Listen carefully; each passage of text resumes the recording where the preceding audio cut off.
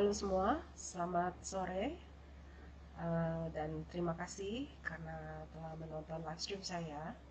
Hari ini saya akan melanjutkan live stream dari The Promise Book yang saya mulai sekitar 2 minggu lalu, tapi kebetulan karena ada satu dan lain hal, saya baru bisa melanjutkan hari ini.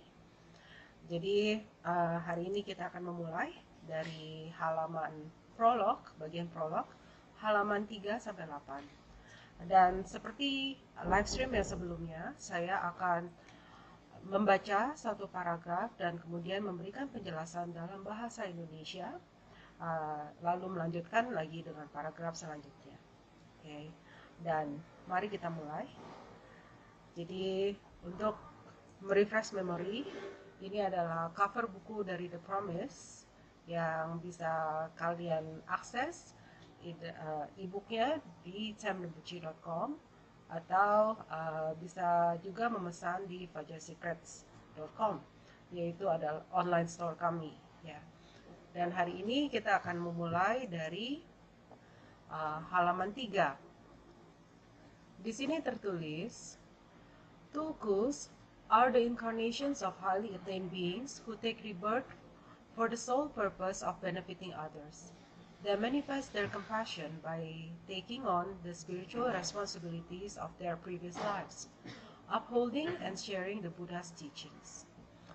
Jadi di sini, mengapa kita membahas tentang Tulku? Karena biografi ini adalah mengenai guru saya, His Eminence Cem Tulku Rinpoche. Dan di sini kita menjelaskan apa itu arti Tulku. Tulku adalah incarnate lama atau lama yang berinkarnasi karena keinginannya sendiri. Jadi mereka adalah high lama seperti guru saya itu, mereka sangat attain ya, dan mereka juga mempunyai kendali atas kelahiran dan kematian mereka sendiri. Dan mereka atas keinginannya sendiri terlahir kembali dalam kehidupan ini untuk memberikan manfaat bagi makhluk lain. Jadi mereka itu terlahir karena rasa kasihnya yang sangat besar, dan karena itu mereka mengambil tanggung jawab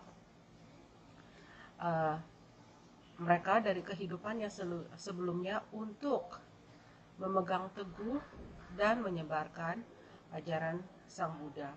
Jadi itu adalah arti Tulku. Jadi kalau kalian melihat ada guru yang namanya di tengah itu ada Tulku, itu menandakan bahwa mereka adalah incarnate lama. Salah satu contohnya adalah guru saya, His Eminence Cem Tulku Rinpoche.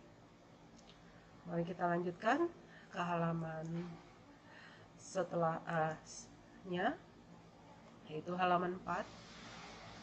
Di sini ada picture caption ya. Di patung ini ya, is one of His Eminence, the 25th Cem Rinpoche's previous incarnation, dates back to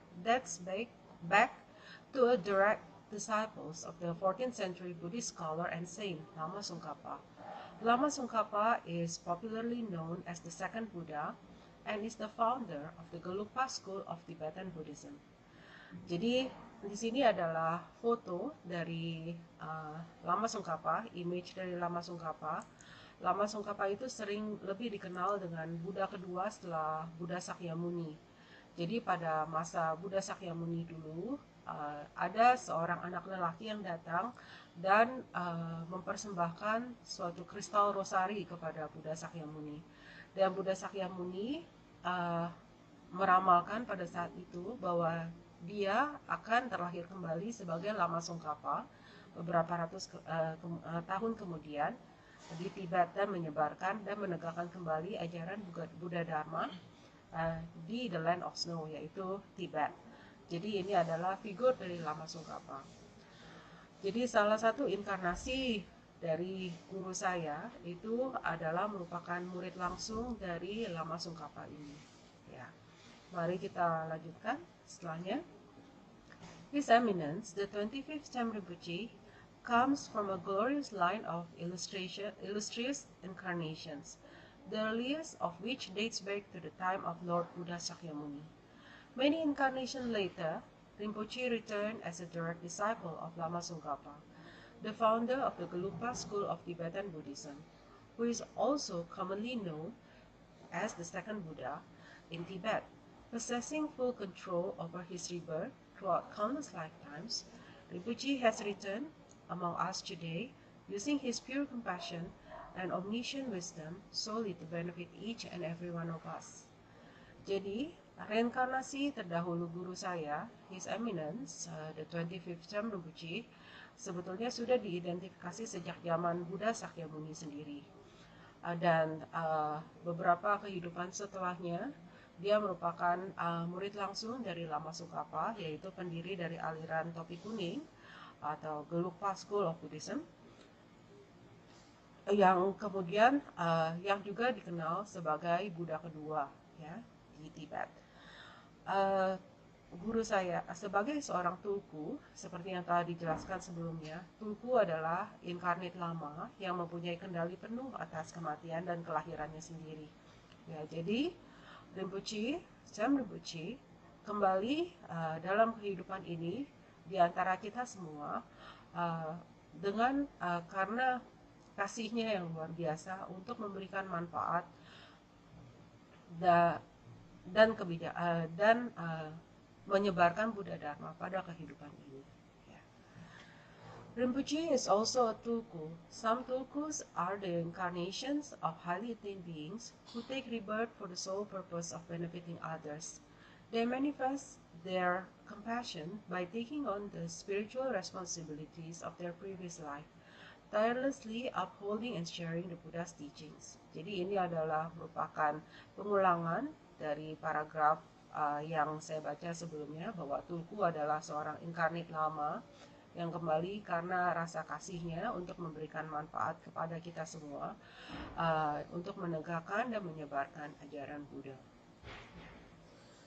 Jadi kita lanjut ke halaman setelahnya.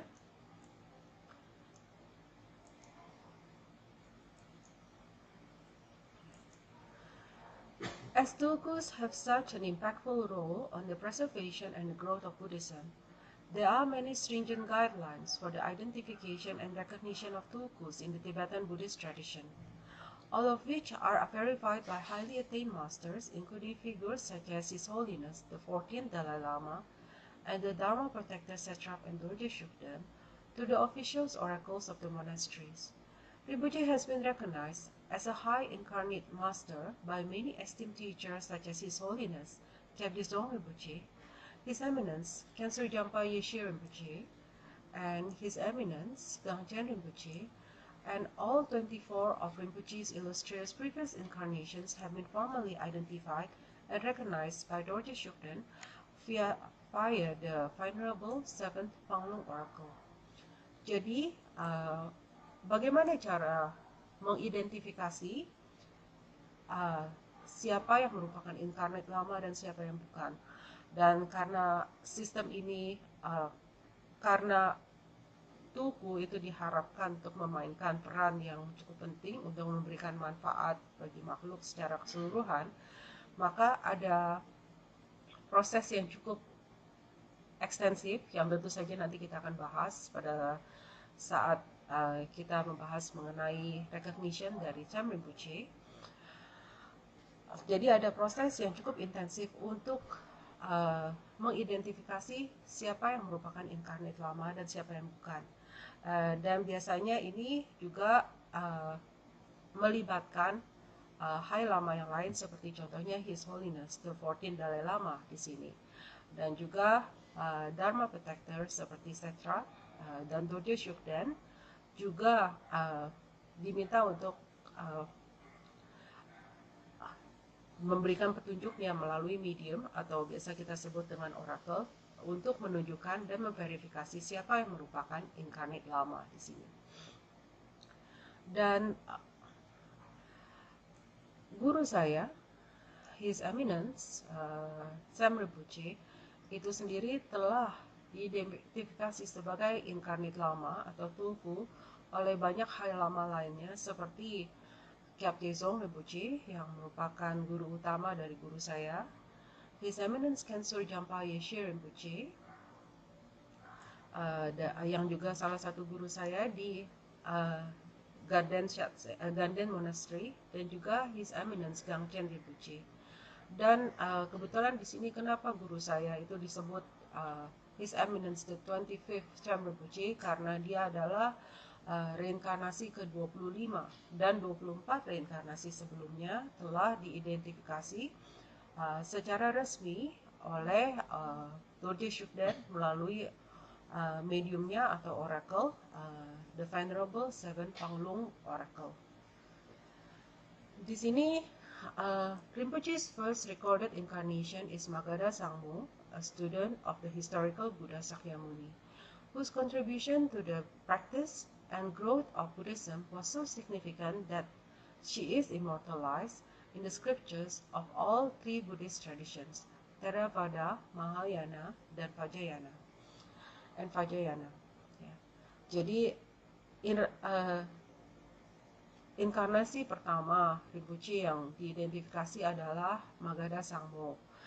Dia adalah salah satu murid dari Buddha Sakyamuni yang kontribusinya terhadap praktek dan pertumbuhan dan perkembangan Buddha Dharma itu sangat penting, sangat signifikan ya di sini, sehingga cerita mengenai beliau Magadha Sangmo ini itu direkod di berbagai sutra dari berbagai tradisi agama Buddha, baik itu adalah Theravada, Mahayana maupun Vajrayana. Di halaman selanjutnya kita bisa lihat ini adalah Guru Tri ya, Tangka Guru Tri, dan ini adalah penjelasannya.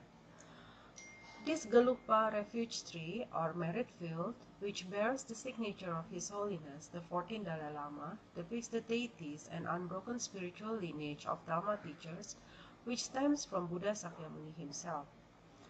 Jadi, dalam agama Buddha, apapun yang diajarkan oleh guru kami harus mempunyai sumber.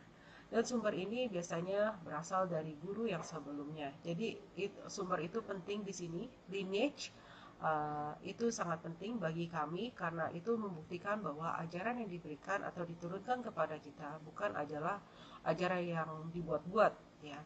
Jadi ini adalah Gelugpa Refuge Tree karena guru saya dan termasuk saya berasal dari aliran Gelugpa ya. Ini adalah refuge tree kami yang kebetulan tangka ini ada tanda tangan dari His Holiness the 14th Dalai Lama, yang juga mendepik dan juga menggambarkan Buddha dan juga spiritual lineage ya, asal muasal atau turun temurunnya dari guru kita ya, yang dimulai dari Buddha Sakyamuni sendiri.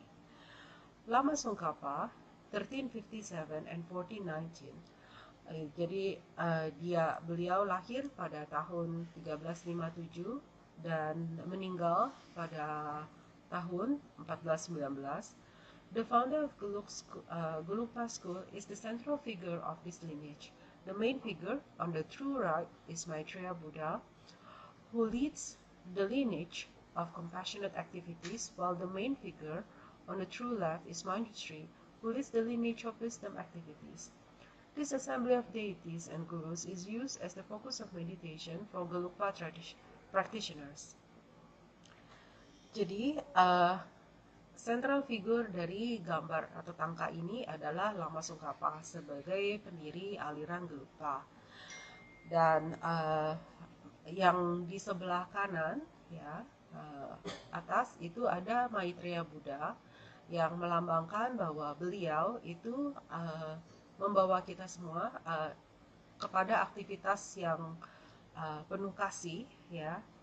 Sementara figur yang ada di sebelah kiri itu adalah Manjushri atau Buddha of Wisdom, Buddha kebijaksanaan, yang membawa lineage dari aktivitas yang penuh dengan kebijaksanaan. Jadi Guru Tri ini atau tangka Guru Tri ini adalah merupakan objek meditasi bagi praktisi Gelugpa seperti kami. Dan ini juga menggambarkan bahwa semua ajaran yang diturunkan kepada kita itu ada sumber yang jelas. Oke. Mari kita lanjut. ke halaman setelahnya, yaitu halaman 7.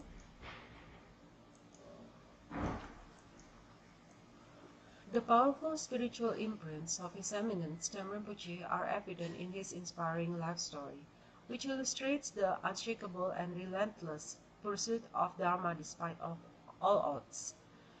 Jadi, karena pada banyak kehidupan sebelumnya, itu His Eminence Tenma Rinpoche itu sudah merupakan praktisi Dharma, ya, yang penuh kasih dan selalu ingin memberikan manfaat bagi makhluk secara keseluruhan. Hal ini terlihat dengan sangat jelas dalam cerita kehidupannya yang tergambar dari buku The Promise ini, yang juga menggambarkan betapa beliau itu sangat pantang menyerah, ya, dengan dalam hal yang dilakukannya untuk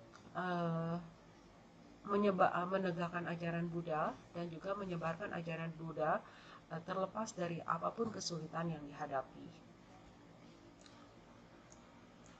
Jadi di sini adalah summary, ya, atau ringkasan dari 25 inkarnasi dari Tenma Rinpoche. Yang pertama adalah Mahasiddha Virupa. Mahasiddha Virupa, the great 9th century yogi and abbot of Nalanda Monastery, who performed incredible miracles, one of the most famous being his ability to stop the sun from setting. He brought countless beings into the Vajrayana path. Jadi, Mahasiddha Virupa ini hidup pada abad ke-9. Beliau merupakan petapa dan juga merupakan kepala biara dari Nalanda Monastery di India, dan beliau juga dikenal karena melakukan banyak keajaiban-keajaiban, yang salah satunya yang paling terkenal adalah dia bisa mencegah matahari untuk terbenam, ya. Dan juga karena keajaiban-keajaiban yang dilakukannya, dia banyak membawa banyak orang yang punya banyak keyakinan terhadapnya jadi tumbuh sehingga dia bisa membawa banyak orang ke dalam jalur Vajrayana. Reinkarnasi selanjutnya adalah Tomi Sambota, ya. Dia one of the most important ministers of the 7th century Tibetan Emperor Songtsen Gampo, and the inventor of Tibetan script. He also brought the first Tibetan Buddhist text from India to Tibet. Jadi Tomi Samboda itu adalah salah satu dari menteri, ya, dari salah satu raja Tibet yang bernama Songtsen Gampo. Dia merupakan raja Dharma di Tibet, dan juga sekarang kita melihat kalau misalnya kita melihat tulisan Tibet itu Tibetan script, yang menginvent atau yang menemukan adalah Tomi Samboda. Dan juga dia juga merupakan salah satu dia adalah orang yang membawa Buddhist text untuk pertama kalinya dari India ke Tibet, ya.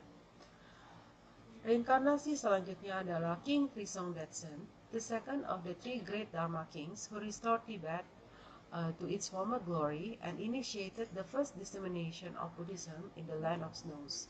Jadi King Trisong Detsen merupakan salah satu raja di Tibet yang menyebarkan ajaran Buddha Dharma, dan berkontribusi besar terhadap penyebaran ajaran Buddha Dharma, dan dia juga menginisiasi hal ini agar dapat dilakukan pada zamannya, ya. Reinkarnasi selanjutnya adalah Mahasiddha Naropa, one of the 84 great Mahasiddha of ancient India, who was renowned for his devotion to his guru Tilopa. Naropa is also the father of the Vajrayogini Tantra. Hence, this powerful female Buddha is also known as Naropa's Dakini or Narokacho. Jadi Mahasiddha Naropa merupakan salah satu dari 84 Mahasiddha yang hidup pada zaman India kuno dulu, atau kita sebut ancient di sini. Dan juga dia sangat terkenal karena dia itu sangat setia terhadap gurunya Tilopa. Naropa juga dianggap sebagai ayah dari aliran Tantra Vajrayogini. Kalau kita bisa melihat itu ada Buddha yang bernama Vajrayogini, itu alirannya dianggap berasal dari Naropa, karena itu dia disebut sebagai the father of Vajrayogini Tantra. Ya. Karena itu Vajrayogini sendiri itu juga kadang sering disebut sebagai Naropa Dakini atau Naro Kacho di sini. Reinkarnasi selanjutnya adalah Lotsawa Lodensera, the prolific translator and teacher who single-handedly translated over 135,000 verses from Sanskrit to Tibetan. Lodensera also brought the lineage and practice of Dhamma Protector Satrap from India to Tibet. Jadi nanti cerita lebih lanjutnya kita akan bahas pada saat kita membahas reinkarnasi sebelumnya satu persatu. Tapi di sini Lotsawa Lodensera dia merupakan translator yang mentranslate sutra agama atau ajaran agama Buddha dari bahasa India atau Sanskrit ke bahasa Tibet, ya. Dan juga Lodensera itu dikenal sebagai translator atau orang yang lama yang membawa Dharma Protector Satrap dari India ke Tibet.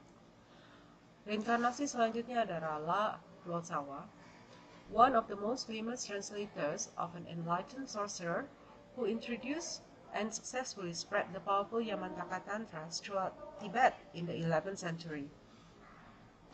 Di sini, Lotsawa juga merupakan salah satu penerjemah terkenal di Tibet, dan dia juga yang membawa ajaran Yamantaka, atau kita biasanya kalau di Vajrayana kita bisa melihat bahwa ada inisiasi atau aliran tantra dari Yamantaka. Itu yang membawa adalah Lotsawa, salah satu inkarnasi sebelumnya dari guru saya. Jadi dia memperkenalkan dan menyebarkan ajaran Yamantaka Tantra ini di Tibet pada abad ke-11. Oke. Jadi itu adalah beberapa reinkarnasi dari guru saya. Mari kita lanjut ke halaman selanjutnya dari summary. Reinkarnasi selanjutnya adalah Sakya Sri Badra, the famed Indian Pandit who was head of the incomparable Indian institution of Dharma learning, Vikramashila and Nalanda. He gave a wealth of sutra and tantra teachings in Tibet, including the 5 main texts of Buddhist philosophy. Jadi di sini Sakya Sri Badra merupakan guru atau guru di India, yang guru agama Buddha di India yang sangat terkenal, dan juga dia merupakan abot atau kepala bidara dari Vikramashila dan Nalanda. Jadi dua ini adalah illustrious monastery di India pada zaman India kuno dulu. Dan juga dia juga memberikan banyak ajaran sutra dan tantra di Tibet, termasuk 5 teks utama dari filosofi ajaran Buddha. Reinkarnasi selanjutnya adalah Buton Rinchen Trup di sini. The pioneer scholar and translator who completed the monumental task of compiling the Kangyur, the spoken teachings of Lord Buddha, and Tangyur, the commentaries written by Buddha's spiritual heirs, which are the 2 principal references for all schools of Tibetan Buddhism today. Salah satu inkarnasi guru saya sebelumnya adalah Buton Rinchen Trup. Dia adalah scholar atau cendekiawan dan penerjemah yang pada masa hidupnya dia mengkompil Kangyur. Di sini adalah semua apa yang Buddha ajarkan berdasarkan apa yang diajarkan dari kata-katanya sendiri, atau kita sebut di sini the spoken teachings of Lord Buddha. Dan selain Kangyur, beliau juga mengkompilasi Tangyur di sini.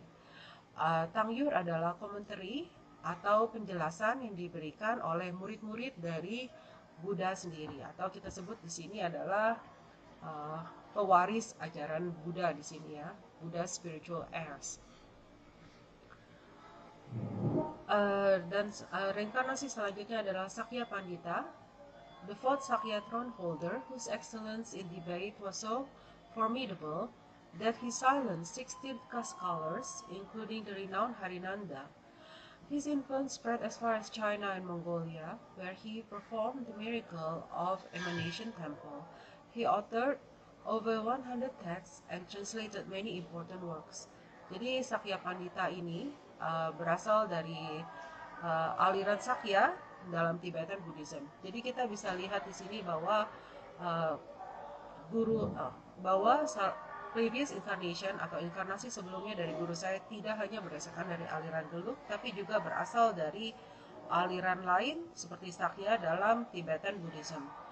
Jadi Sakya Pandita adalah throne holder atau pemimpin aliran Sakya yang keempat di sini, dan juga dia itu sangat terkenal karena bisa dalam hal debat, dia sangat ahli dalam hal debat, dan juga dia yang menyebarkan ajaran Buddha, dan pengaruhnya itu terasa mulai dari China sampai dengan Mongolia. Jadi tidak hanya di Tibet. Inkarnasi selanjutnya adalah Dulcin Drakpa Gyaltsen, one of the 8 main disciples of the renowned scholar Saint Lama Tsongkhapa.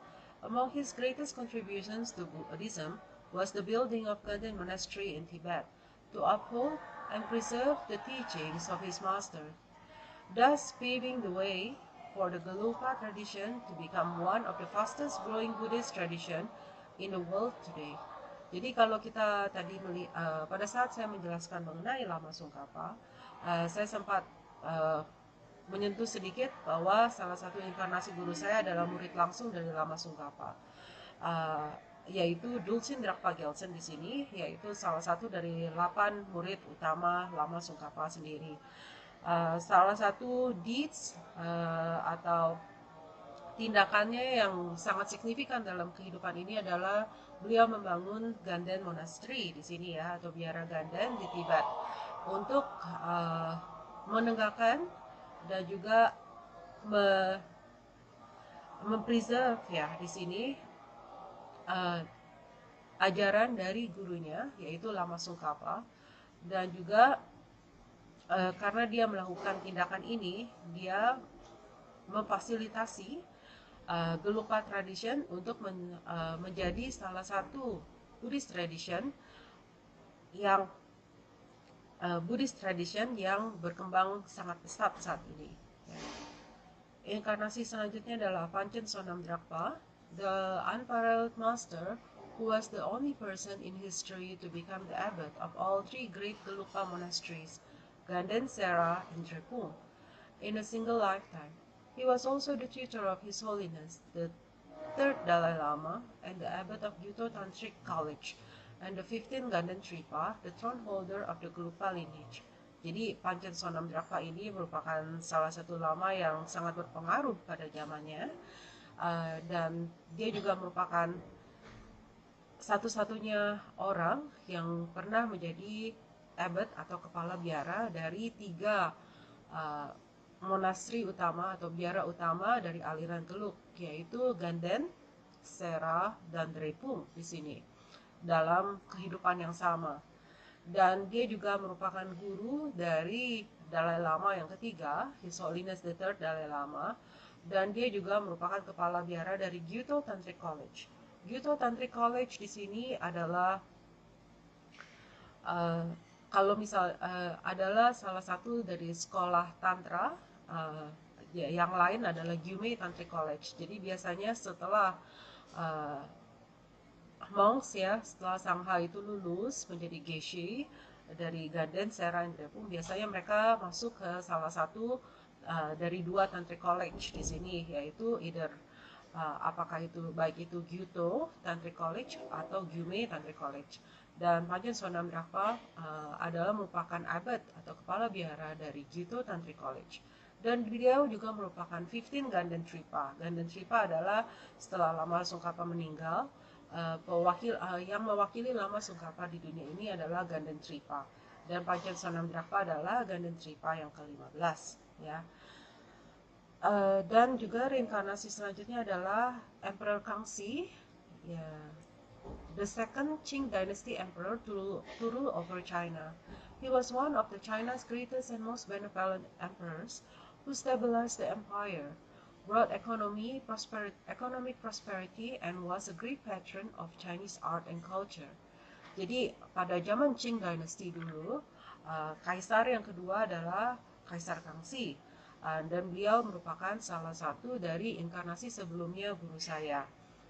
Dan pada saat dia menjabat sebagai Kaisar Kangxi dalam kehidupannya ini, dia membantu membawa economic prosperity, yaitu dan jadi keadaan ekonomi yang sangat baik pada saat itu. Jadi semua orang juga sejahtera, ya, rakyatnya cukup sejahtera, dan dia juga merupakan pendukung dan juga selalu mensupport Chinese art and culture, ya.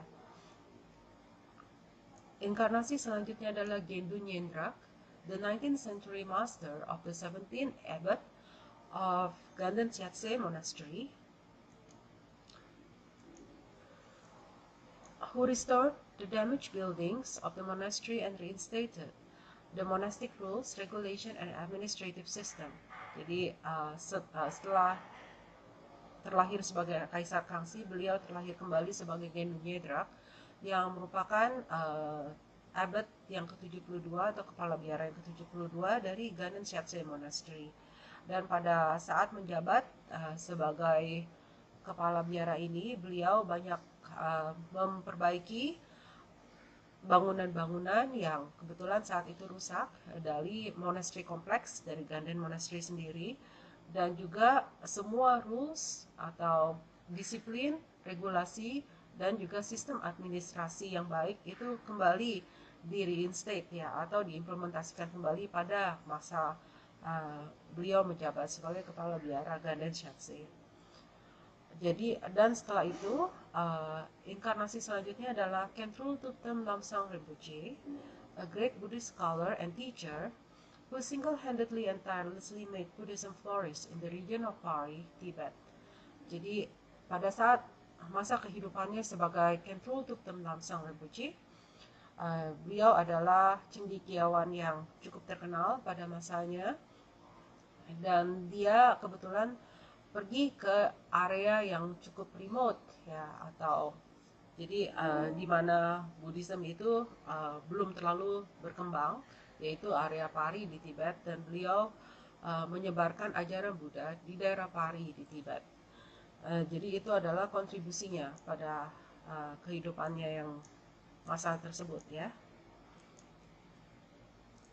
Jadi begitulah, ini adalah apa yang saya cover hari ini. Jadi kita mengcover sampai halaman 9. Pada live stream selanjutnya kita akan mengcover lagi halaman-halaman selanjutnya, dan kita akan mulai membahas kehidupan inkarnasi sebelumnya dari His Eminence, the 25th Term Rinpoche, secara lebih detail. Dan juga mari saya akan mengakhiri live stream saya hari ini, dan terima kasih banyak karena telah mengikuti saya pada live stream ini. Ya. Mari, dan sampai jumpa pada live stream selanjutnya. Terima kasih.